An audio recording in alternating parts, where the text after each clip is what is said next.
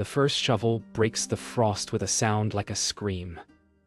The world is white and still, save for the wind that carries the whispers of the buried. Each breath turns to smoke, each heartbeat to echo. The gravedigger works beneath a dying sky where dawn never fully rises. In the silence, the ground seems to breathe. A crow lands on a wooden cross, its eyes fixed on him. Who walks before dawn if no one survived the night? He murmurs. The air answers with a faint cry from below. He freezes. The sound comes again, soft, like soil shifting from within. The lantern flickers, casting shadows that move where nothing should. He drops his spade and kneels beside a coffin, half covered in snow. The lid trembles once, then stills. When he looks up, every other grave he dug stands open. The coffin's empty, all but one. His own, sealed tight and waiting. He drags the lantern back to the chapel steps, snow crunching beneath his boots. The old bells have long since frozen, their silence heavier than any sermon. Inside the chapel, he warms his hands by a dying ember, yet the chill clings to him like guilt. He remembers what the prior told him. Never watch the dawn. Never count the dead. But the memory of those open graves gnaws at him. From outside, something soft brushes against the wooden door. Once, twice. Like fingertips, the wind hums a hollow tune, and for the first time he feels watched not by the living, but by what waits to rise. The candlelight in the chapel trembles as if afraid. Rows of pews lean toward the altar where relics of saints lie blackened by smoke. Alaric kneels before them, whispering a prayer that falters midway. If the dead walk, where do they go? His voice echoes through the empty nave. The echo returns with a whisper, not his own. He turns, expecting a trick of wind, but sees only the cracked stone floor where melted snow drips from his boots, leaving a trail of dark water that ends nowhere. Night deepens. He returns to the graveyard, drawn by something he cannot name. The snow reflects the moonlight like glass, and the air hums with quiet dread. As he walks between the graves, the wind carries faint voices, soft as lullabies. He stops by his own coffin and brushes the snow from its lid. His name stares back at him. Beneath it, a carving he doesn't remember making. He who buries the living will sleep among them. The wind stops. The silence is too complete. Even the crows have vanished. Alaric kneels and presses his ear against the coffin lid. From within comes the faint rhythm of a heartbeat. Steady, alive, patient. He stumbles back, falling into the snow. The lantern topples, flame hissing out. Darkness folds around him, and the heartbeat grows louder, echoing not from the coffin but from under his feet. Beneath the frozen earth, something begins to breathe. The following morning, mist rolls over the vale like a shroud. The graves stand open, their emptiness accusing. Alaric walks among them, numb, waiting for reason to return. But reason fled this place long ago. The prior calls from the chapel door, his voice steady, his eyes hollow with secrets. "You looked upon the dawn, didn't you?" Alaric says nothing. The prior grips his shoulder, whispering a prayer that sounds more like a warning. "You've woken what should sleep." Bells that have not rung in years toll faintly in the distance. Though the wind is still, Alaric turns toward the sound and sees footprints, bare and small, leading from an open grave into the forest. The prior leads him inside the chapel, where smoke from the incense clings to the air like ghosts, refusing to leave. "Do not follow them," he says, voice trembling beneath his calm. The hollow dawn takes back its own, but Alaric cannot ignore what he's seen. He peers through the cracked window. The forest sways, though no wind moves it. Somewhere beyond those trees, something hums like a song half remembered. The prior kneels to pray, but his words shake. For a brief moment, the candles flicker and his shadow bends backward, stretching toward the graves outside. By nightfall, Alaric cannot rest. He takes the lantern and follows the footprints into the forest. The air grows colder, the snow deeper. The trees twist as though watching him pass. Halfway through the glade, he finds a figure standing barefoot in the snow, a woman draped in ash-gray veils. Her voice is soft and hollow. They walk for what was stolen. She turns her face toward him, eyes glimmering like glass under moonlight. Do you remember what you buried that was not dead? The words slice through him like frost. When he blinks, she's gone, leaving only her footprints beside the ones that lead deeper still. He returns to the vale before dawn, shaken and breathless. The chapel stands silent, its doors half open. Inside, the candles have melted into puddles of wax, forming shapes that look like hands reaching upward. The prior is gone. Only his rosary lies across the altar, the beads coated in frost. A single word is carved into the wooden surface. Ode. Alaric stumbles back, clutching the lantern close. Outside, the graves hum faintly, like something stirring below. Before the sun breaks, he hears it again, the heartbeat beneath the snow. But this time, it's not alone. The ground trembles with faint whispers, hundreds of voices murmuring his name. The lantern flickers, and for a moment, he sees the forest edge lined with shapes, pale figures swaying like reeds in the cold. Their faces are empty hollows, yet their heads turn toward him as one. He drops to his knees, burying his hands in the snow, whispering apologies the wind refuses to carry. The figures take a step closer, and in their silence, he hears the echo of his own breath, answered by a child's laugh. Snow falls without sound. The world feels smaller now, as though the sky itself has drawn closer to listen. Alaric kneels beside a grave half collapsed by frost, the wood beneath creaking softly as though sighing. He whispers to the earth, asking forgiveness from nothing. The air grows heavy, pressing against his chest. Then, voices, faint at first, rising from beneath the soil. They do not speak words, only breaths, long and slow, echoing the rhythm of the dead. He grips the coffin lid and feels warmth through the wood, as if something living pressed against it from the other side. He jerks his hand back, but the whispering doesn't stop. It grows louder, his own voice among them. Inside the chapel, the air stinks of smoke and damp earth. Alaric sits before the altar, staring at the cracked relics of saints that seem to watch him from their glass coffins. The sound of dripping water echoes, steady, deliberate. He follows it to the back wall where frost has split the stone. From the fissure seeps black water, and with it, a whisper. He still breathes beneath. Alaric stumbles backward, his heart hammering, lantern swaying. The voice is that of a child. Soft, hollow, and far too close. He runs outside, desperate for air. The snow now falls as ash, black and soft, settling on the graves like burnt paper. The world feels upside down, sky heavy with smoke, earth breathing beneath him. A child's laughter echoes again, circling the graves. "Who are you?" He shouts into the storm. The laughter stops. A whisper answers, calm and cold. "You buried me awake." His knees buckle. The words come not from the air, but from the ground beneath his feet. The snow cracks open, revealing a tiny wooden coffin, its lid carved with a symbol he remembers carving with his own hand long ago. The coffin lid creaks open. Inside lies not a corpse, but air that hums with memory. Alaric sees flashes, his own hands years ago, digging in haste, the cry of a boy silenced by soil. He stumbles back as the vision fades, gasping. The maiden in ash stands behind him now, veils dancing in the wind. "Every grave you've dug is a prayer unanswered," she whispers. "Now the dead have come to answer you." She raises her hand toward the chapel. Its windows begin to glow with faint blue light.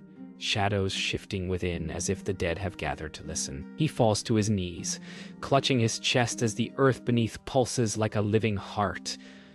The child's voice speaks again, not from one direction, but from all. You left me cold, and so the world turned cold with me. The graves around him begin to move, the soil shifting, lids creaking, whispers weaving into a low chant. His lantern dies, leaving only the pallid light of the rising moon. He looks toward the forest, where dozens of pale figures now stand, waiting. In their center, the small boy, the child of frost, stares silently, eyes reflecting the moonlight like ice. Dawn crawls slow across the vale, its light too weak to warm the frost. Alaric stands before the graves, shoulders heavy with the weight of the night.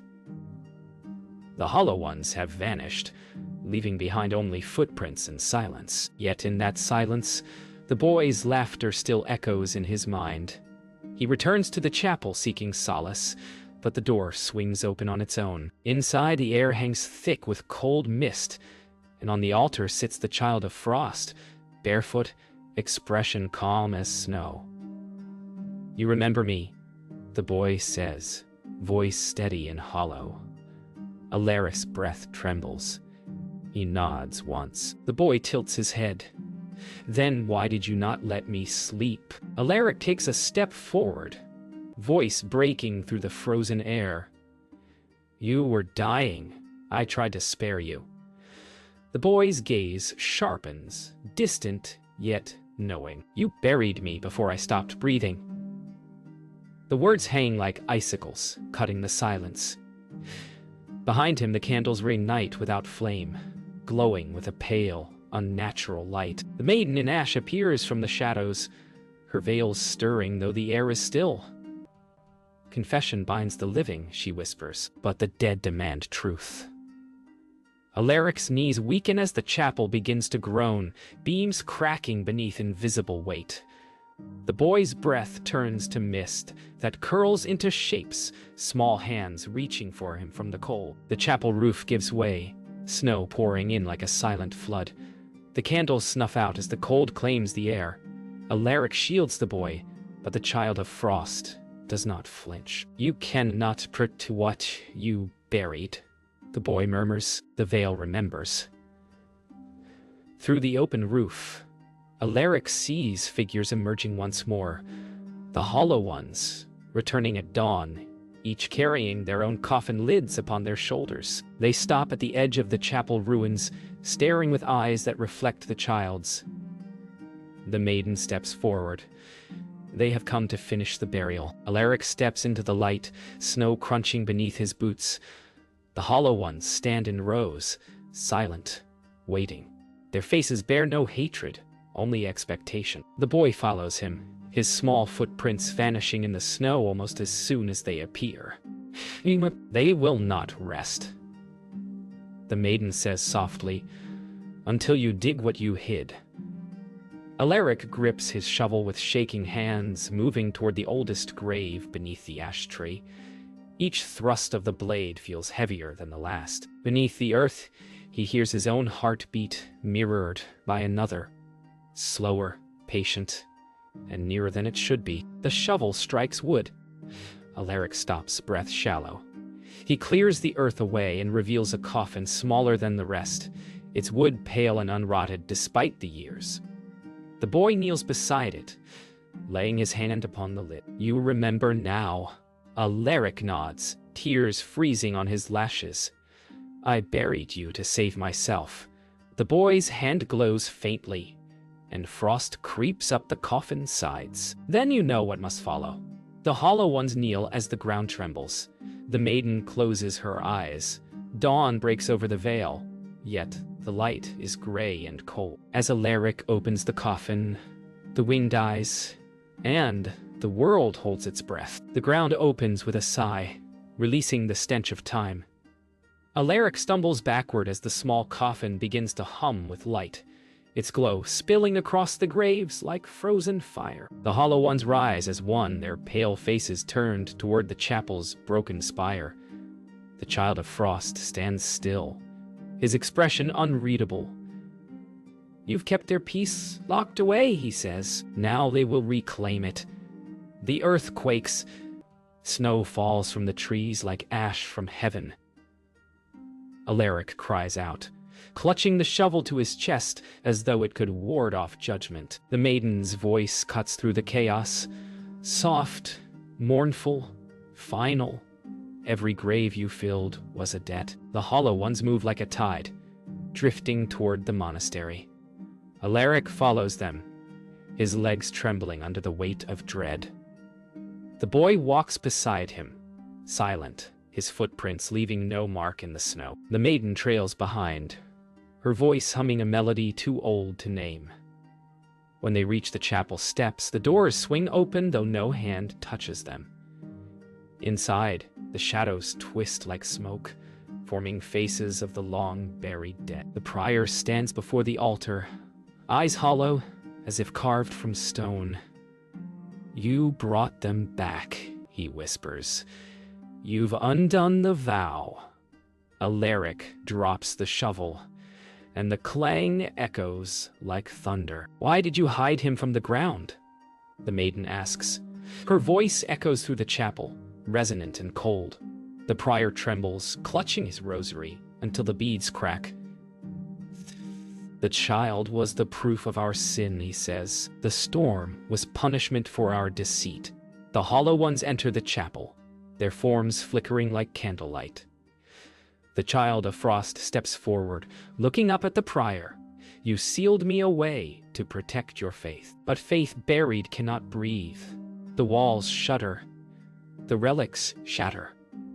The boy's eyes blaze blue, and the candles reignite with frost instead of fire. Alaric rushes forward as the prior collapses, but the maiden stops him with a raised hand. He must face what he buried. The boy kneels beside the dying man, whispering something only the dead should hear. The prior's face softens and his breath leaves in silence. As he falls still, the hollow ones bow their heads. It is not over, the maiden says. The last grave remains unfilled. Alaric knows which she means. His own. He looks down at his hands, trembling, realizing the shovel he dropped now lies beside his feet, waiting. The chapel doors blow open, snowstorm rushing in like the breath of fate. The hollow ones step aside, forming a silent path toward the graveyard. Alaric follows, the shovel dragging behind him, leaving a line through the snow. The child of frost walks ahead, guiding him toward the sealed coffin that bears his name. The maiden watches, eyes bright with sorrow, but no pity. It is mercy, she murmurs, her voice nearly lost to the wind. Alaric kneels by the coffin, tracing his own name with a shaking hand. The wood feels warm now, almost alive.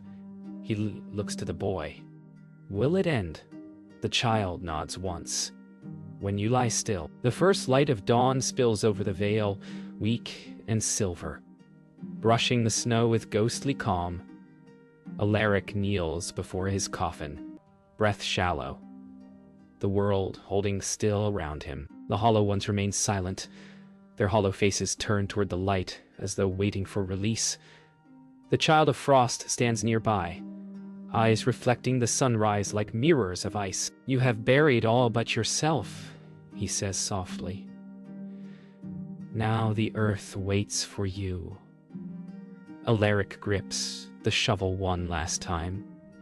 Each heartbeat thunders in his ears. The maiden's voice drifts through the air. Gentle, resigned. To rest the dead, you must join them. He nods. For the first time, he feels peace colder than fear. He begins to dig, not to bury, but to open his own grave. The sound of metal striking earth is steady, almost soothing. Each stroke pulls memories to the surface. Faces he buried, words he never spoke, the laughter of the boy before the silence. Snow begins to fall again, slow and deliberate, blanketing the graves in white forgiveness. The child of frost watches without a word. When the pit is deep enough, Alaric lowers the shovel and looks up at the gray sky. The maiden kneels beside him, pressing her palm to his forehead. "You were not meant to live among the living," she says. "Now you will guard their sleep." The earth around the graves begins to hum again, the same sound that haunted every night. But now it carries no malice, only sorrow. The hollow ones slowly kneel, their forms flickering like candlelight in wind. The child of frost steps into the grave, facing Alaric. "You will not feel the cold," he murmurs. "You will feel what we felt, waiting." He reaches forward and places his hand over Alaric's heart.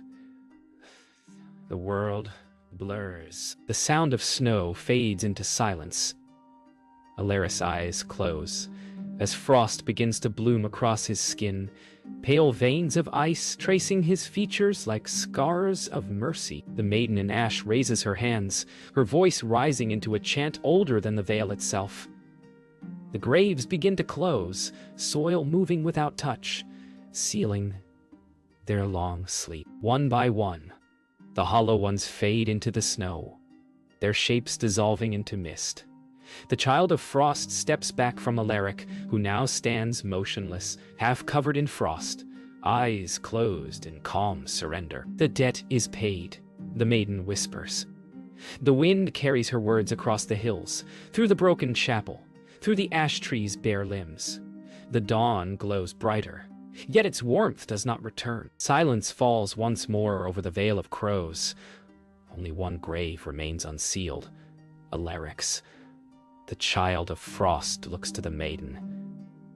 "He sleeps," he says softly. She nods, lowering her arms. Then the dawn is broken. The boy turns, stepping into the mist, his figure fading until only snow remains. The maiden walks to the edge of the grave and lays Alaric's shovel across it like a cross. "May your silence keep the peace you once disturbed." She vanishes into the forest as the first true rays of the sun reach the vale, touching the sealed graves and the frozen man who now guards them, still and eternal. Days pass, or perhaps years. The snow knows no time. The vale lies silent beneath a sky of pale silver. Where once the hollow ones walked, only wind moves now, whispering through the crosses. Beneath the ash tree, Alaric rests within his grave, untouched by decay. The frost that covers him glimmers faintly, breathing with the rhythm of the earth. Above, the chapel stands hollow, its bells long fallen, yet at dawn, a single chime rings, soft, uncertain, carried by no visible hand. The world stirs, sensing peace, but not warmth. For though the curse is broken, something of it lingers, as if the land cannot forget the man who buried himself to stop the dead from rising. In the quiet dawn, the maiden in ash returns, walking barefoot through the snow. Her veils drift behind her like memory itself. She kneels beside Alaric's resting place, brushing the frost from his face with trembling hands. "The earth remembers kindness as it does cruelty," she whispers. "You gave it both." Her gaze lifts to the horizon, where the sun barely breaks the clouds. A single tear, frozen before it falls, clings to her cheek. The trees creak under the cold, their limbs heavy with silence. She presses her palm against the soil and feels a heartbeat beneath. Faint, steady, eternal. At the chapel's threshold, the child of frost appears one final time. His eyes reflect neither sorrow nor joy, only stillness. "He guards them now," he says quietly, voice carrying like wind over frozen earth. The maiden turns toward him, her expression unreadable. "And you?" she asks. The boy tilts his head, a faint smile forming, a moment of humanity reborn in his frozen features. "I sleep when he does." He walks toward the grave, steps leaving no mark. The air brightens around him, and for an instant, the vale feels alive again, filled with the hush of forgiveness. Then, as the light deepens, he fades, leaving behind only the sound of breathing earth. The day rises clear and empty. The wind carries no cries, only the distant toll of unseen bells. The maiden walks through the graveyard, placing her hand upon each mound as she passes, whispering the names of the once restless dead. Their whispers answer no more. They are at peace. When she reaches the chapel steps, she stops, looking back one last time. The ash tree sways gently above Alaric's resting place, scattering snow-like petals. "Sleep well, gravekeeper," she murmurs. "The dawn belongs to you now." She turns and disappears into the forest, her footprints fading with the falling snow. When the sun reaches its peak, the vale glows with fragile light. The snow glistens, the graves lie still, and beneath them, only one coffin remains sealed. Alaric. The wind hushes, as if guarding his slumber. Inside the earth, the frost around him begins to thaw, not into water, but into light. His chest rises once, a single breath drawn without sound. The earth settles, closing tighter, as if protecting him from the world he once feared. Above, the crow that first watched him returns to the ash tree and caws once, not in warning, but in witness. The Vale of Crows sleeps, and for the first time in memory, dawn does not break it.